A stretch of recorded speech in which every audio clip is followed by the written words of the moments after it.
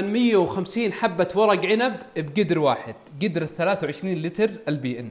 بسم الله يا رب انه ضابط، ما شاء الله تبارك الله. هذه وصفة ورق عنب معتمدة ولذيذة جدا. شوفوا الشكل ما شاء الله تبارك الله، شيء لا يوصف.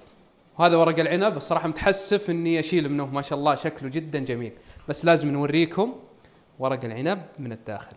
بسم الله، مستوي مرة وانا ودي اسحب واحدة. شوفوا شوفوا شوفوا اللون، شوفوا شلون، بس اقول كذا مستوي استواء تماما، والوصفة والإضافات اللي فيها شيء مختلف. بقدر 23 لتر من بي ان بسوي أفضل وصفة ورق عنب على الإطلاق. لو شفت المكونات كثيرة، ترى هذه الوصفة معتمدة والحمد لله، شرحتها أكثر من مرة، لذيذة معتمدة. بشرح لكم التفاصيل بالضبط، وراح نتكلم عن قدر ضغط بي ان الكوري. أصحاب المشاريع تبون قدر ضغط جودة عالية، لا تعدون قدر ضغط البي ان، هذا الحجم 23 لتر.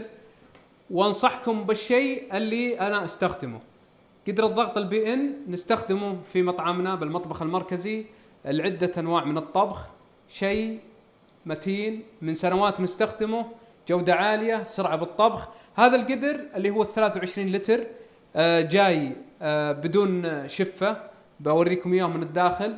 قدر ضغط مضمون في امان عالي جدا، 5 انظمة للتأمين، ويجي مصبوب صب ألمنيوم كامل، تكدونه بمشيئة الله سنوات والله يبارك لكم.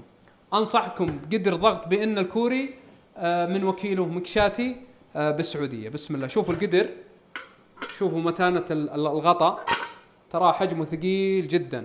وشوفوا القدر من الداخل ما فيه الشفة من برا، فحتى لو تقلبون الشيء، وللتغسيل بسيط وسهل جدا التغسيل فيه. هذا قدر مصبوب صب يدوي ألمنيوم بنسبة نقاوة عالية من الألمنيوم. القدر أنصح فيه، ونشوف معكم اليوم كيف نسوي فيه ألذ ورق عنب. بسم الله، نبدأ ونجهز حشوة ورق العنب. أول شيء زيت زيتون بكمية كبيرة، هذه تقريبا 5 كيلو بصل. ترى كل شيء اليوم الحجم كبير، حتى المقلاة ترى كبيرة مرة. كشنا البصل زين، بعد ما كشنا البصل زين وصار شفاف، الحين بضيف الثوم، شنو تكشينه بسيطة. هذا اختياري، فلفل أخضر حار وفلفل شقرة أحمر حار، تقليبة سريعة. الفلفل البارد، نضيف الطماطم، البطاطس المبشور، جزر مبشور. سر هذه الوصفة معجون الفليفلة يكون أكثر من معجون الطماطم. نضيف البهارات، ومن الأسرار اللي تضيف طعم عميق جدا لورق العنب القهوة التركية. والملح كمية بسيطة، لأن بيكون الملح اللي نعتمد عليه اللي يكون بالتسقية أو بالمرق. تقريبا 6 كيلو أو 7 كيلو رز مصري مغسول ومنقوع. بقلب الرز مع الخضار الحين فيه ماء، لو كان ما فيه ماء تزودون ماء شوي وتقلبون الرز ياخذ النكهة زين، ترى ضروري هذه الخطوة. قلبنا الرز والحين شرب أغلب الماء اللي هنا. بنضيف الحين دبس الرمان وعصير ليمون. بعد ما بردت الحشوة نضيف الورقيات، بقدونس وشبت ونعناع، نخلطهم معا. هذه طريقة لف ورق العنب. نضيف الحشوة بالنص، نفرد الحشوة بالطريقة هذه، بعدين نسكر أول شيء بدون ما نلف الأطراف بالطريقة ذي، وبعدين نلف الأطراف بالطريقة هذه، بحيث نضمن أن الحشوة متسكرة بشكل ممتاز ولا تتسرب أثناء الطبخ. خلاص نلف إلى الأخير. هذه الطريقة ممتازة اللف ورق العنب. بهذه الطريقة ورق العنب يكون مسكر زين. لفينا أكثر من 1200 ورق عنب. صراحة ما قصروا أهلي، ساعدون، كل بيتي ساعدوا بهذا الورق، وما شاء الله أخذ ساعات لين جهزنا هذه الكمية.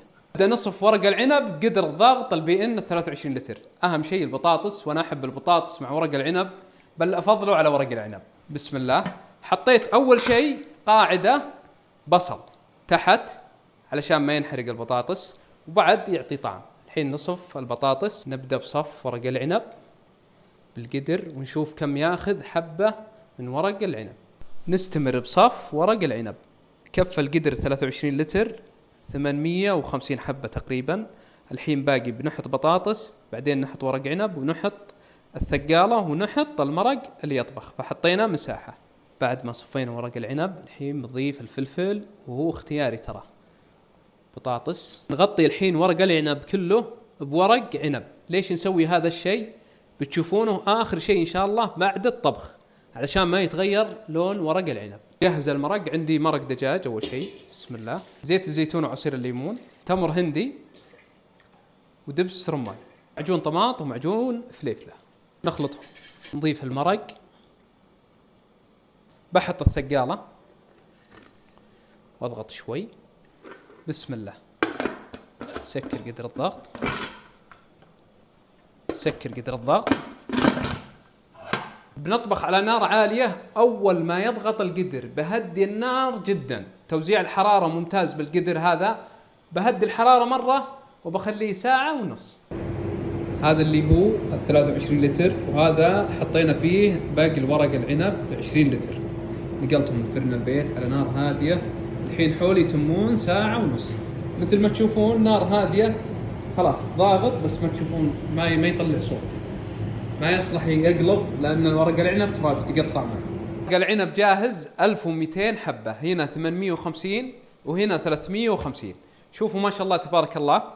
بعد الطبخ نشوف ورق العنب الحين فيها الثقالة، وهذا شلت الثقالة عنه، والحين جاهز. ليش نضيف ورق العنب؟ علشان ما يسود اللي فوق هذا، عشان ما تسود حبات ورق العنب. بنشيل الثقل والصحن.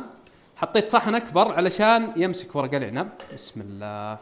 شوفوا شكل ورق العنب ما شاء الله تبارك الله. شوفوا اللي عليها الصحن ما زال لونه فاتح، واللي هنا بس شوفوا تغير لونه. فحنا نحط ورق العنب هنا علشان ما يتغير ورق العنب من الداخل. بسم الله وما شاء الله تبارك الله. أنا صراحة هبي البطاطس. وزيت الزيتون تراه يحافظ على ورق العنب ويعطيه لمعة رهيبة. أبقلب قدر 23 لتر بهذا الصحن الكبير، بس صراحة ما أقدر أشيله. بنتعاون عليه ويصير مقلوب، بعدين أرفعه. شوفوا قاعدة البصل اللي تحت حمت البطاطس وتعطيه طعم كرملة لذيذ جدا جدا. هذه الكمية كلها إن شاء الله بنوزع على الجيران والأقارب، وبحط لكم المقادير بالضبط. الكمية أقل. وشكرا لمتابعتكم، شكرا لدعواتكم، الله يجزاكم خير، وشاكر لكم جميعا.